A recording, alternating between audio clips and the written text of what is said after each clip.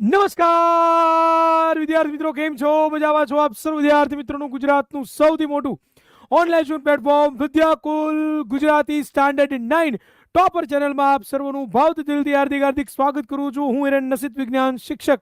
આજના ભવિષ્યવાણીના સેશનની અંદર જી આ વિદ્યાર્થી મિત્રો, આજે તમારા માટે આવી ગઈ છે ધોરણ 9 વિષય વિજ્ઞાન ભવિષ્યવાણી વાર્ષિક પરીક્ષા 2024. જી આ વિદ્યાર્થી મિત્રો, જેનું તમે ઘણા બધા સમયથી રાહ જોતા હતા, સર ભવિષ્યવાણી ક્યારે આવશે, ભવિષ્યવાણી ક્યારે આવશે, ભવિષ્યવાણી ક્યારે આવશે. તો જી આ વિદ્યાર્થી મિત્રો, તમારી જે 6 તારીખે પરીક્ષા સ્ટાર્ટ થાય છે, એ 6 તારીખની પરીક્ષા જે તમારી શરૂ થવાની છે, એમની આજે ભવિષ્યવાણી તમારા માટે આવી ગઈ છે. અને પહેલી ભવિષ્યવાણી આપણા વિજ્ઞાન વિષયની છે, કારણ કે વિજ્ઞાન વિષય છે એ દીકરાઓ, એની પરીક્ષાઓ ઘણા બધા વિદ્યાર્થીઓને પહેલું પેપર, ઘણા બધા વિદ્યાર્થીઓને બીજું પેપર છે, અને એટલા માટે પહેલી વિજ્ઞાન વિષયની ભવિષ્યવાણી આવી ગઈ છે. પહેલા તો જણાવી દો ભાઈ, દરેક વિદ્યાર્થીઓ કઈ જગ્યાએથી કયા શહેરમાંથી જોઈ રહ્યા છે, એટલે મને ખબર પડી જાય કે અમારા વિદ્યાર્થીઓ તૈયાર છે. ભાઈ મને એ પણ જણાવજો વિજ્ઞાનનું પેપર તમારે ક્યારે છે, એની ડેટ પણ સાથે સાથે કોમેન્ટ બોક્સમાં દરેક વિદ્યાર્થી મિત્રો જણાવી દો.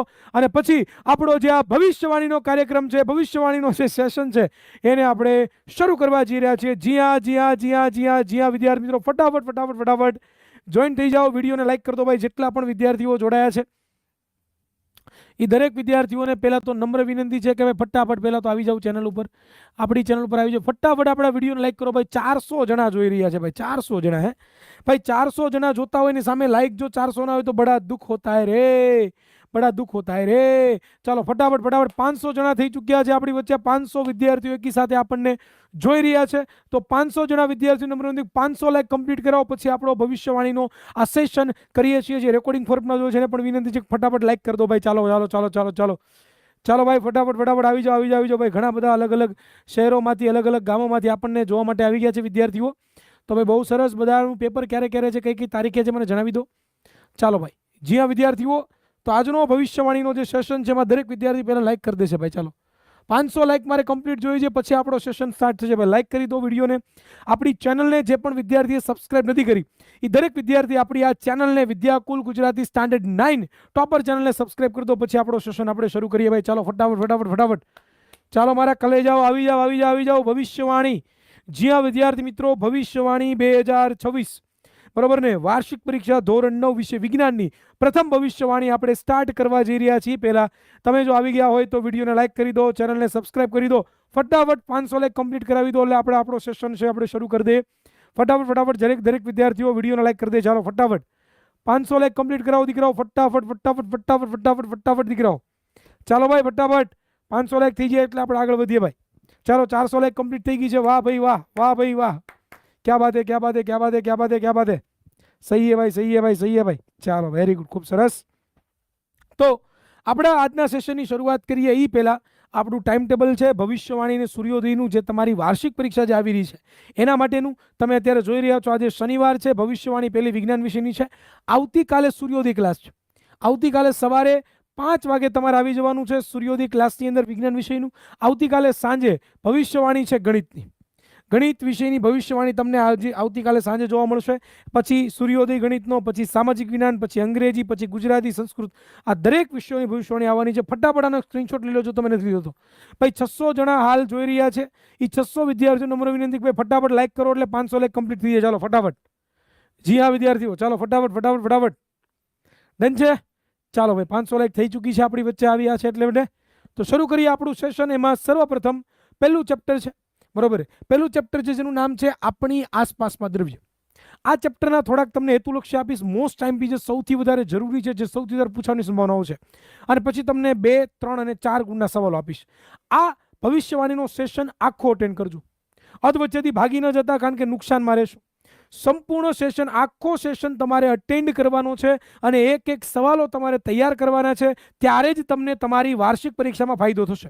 અધવચ્ચેથી વયા ગયા, વચ્ચે સ્કીપ કરીને નીકળી ગયા તો દીકરાઓ તમે તમારા પગ ઉપર કુલાડી મારો છો અને પછી પછતાશો. એટલે આખો સેશન તમારે જોવાનો છે. રેડી? તો સર્વપ્રથમ આપણે જોઈએ દીકરાઓ, તો તમને લોકોને અહીંયા MCQ આપ્યા છે, એનો જવાબ આપજો. પેલું છે કે જે જગ્યા રોકે છે ને દળ ધરાવે તેને શું કહેવાય? તો આપણને બધાને ખબર છે કે સર, જે વસ્તુ જગ્યા રોકે અને દળ ધરાવે એને આપણે દ્રવ્ય કહીએ છીએ. ઓકે ના? તો રાઈટ આન્સર શું આવશે દીકરાઓ? ઓપ્શન A ઇઝ ધ દ્રવ્ય. ત્યાર પછી બીજો ઓપ્શન વિકલ્પ આવે છે કે તાપમાન વધતા દ્રવ્ય કણોની ગતિ ઉર્જા શું થાય? ઘટે, વધે, અચળ રહે કે ઘટીને વધે? ચાલો ફટાફટ દરેક વિદ્યાર્થીઓ આન્સર આપશે ભાઈ.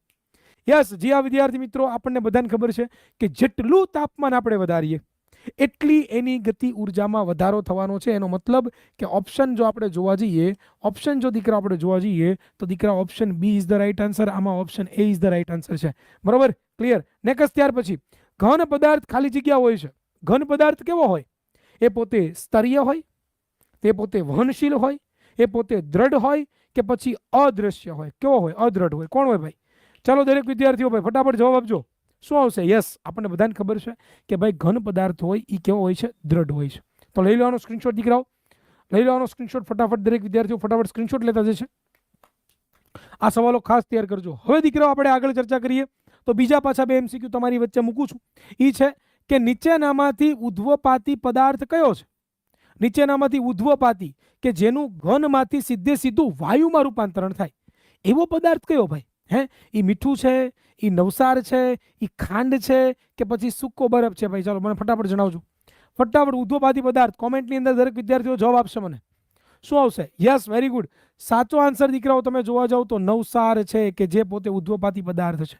ચાલો આ સવાલ મોસ્ટ ટાઈમ આ સવાલ દીકરાઓ સૌથી વધારે પૂછાતો સવાલ હોય અને સૌથી વધારે મોસ્ટ ટાઈમ ક્વેશ્ચન હોય તો આ છે કે એક વાતાવરણ બરાબર ખાલી જગ્યા પાસ્કલ થાય.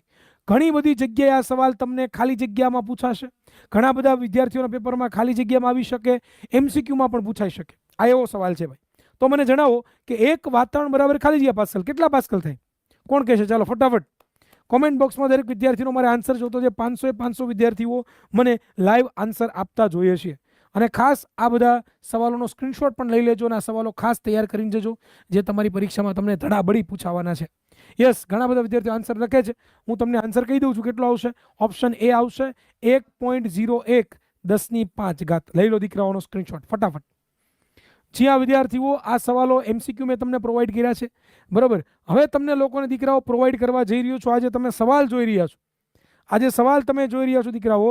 આ સવાલ 2, 3 અને 4 ગુણ માટેના 4 ગુણ માટેના કેવા છે?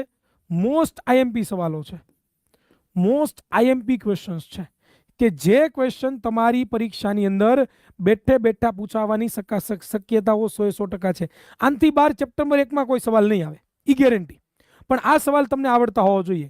પહેલો સવાલ ખાસ તમને ઉત્કલન બિંદુ વિશે નોલેજ હોવું જોઈએ અને બાષ્પીભવન ગુપ્ત ઉષ્મા વિશે નોલેજ હોવું જોઈએ. બીજું, તમને લોકોને ઘન અવસ્થા, પ્રવાહી અવસ્થા અને વાયુ અવસ્થા આ ત્રણેયના તમને ગુણધર્મો સમજાયેલા હોવા જોઈએ. આ ત્રણેયના ગુણધર્મોમાંથી એકાદો ગુણધર્મ તમારી પરીક્ષાની અંદર તમારી પરીક્ષામાં 100% આવશે. લખી દીધું છે એટલે પ્રૂફ રહી. તમે પેપર ચેક કરો ત્યારે તમને ખબર પડે કે હિરેન સરે કીધું હતું કે આ પૂછાશે નહીં પૂછા. Done, clear. નેક્સ્ટ, ત્યાર પછી 2 માર્ક માટે ગલન બિંદુ અને ઉત્કલન બિંદુ એટલે શું? બરોબર, ગલન બિંદુ શું દર્શાવે છે અને બરફનું ગલન બિંદુ જણાવો. આ સવાલ પણ ખાસ ઇમ્પોર્ટન્ટ છે. પછી ખાસ યાદ રાખજો, આવો સવાલ 90% વિદ્યાર્થીઓના પેપરમાં હશે. એ સવાલનું નામ શું છે ખબર? કેલ્વિનથી લઈ અને સેલ્સિયસથી લઈને કેલ્વિનમાં રૂપાંતરણ કરો. તમને કોઈ પણ ઉદાહરણ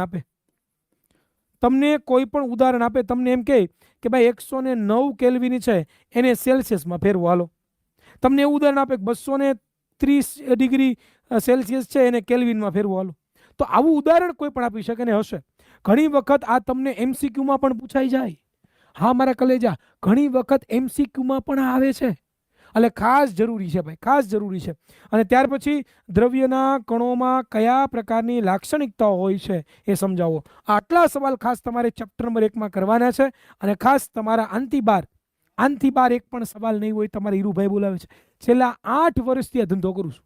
કેટલા વર્ષથી? છેલ્લા 8 વર્ષથી ધોરણ 9 અને 10ના વિદ્યાર્થીઓને વિજ્ઞાન વિશે ભણાવું છું અને દર વર્ષે વિદ્યાર્થીઓને ભવિષ્યવાણી આપું છું, સૂર્યોદય આપું છું. એનું આખું પેપર, સંપૂર્ણ પેપર બેઠે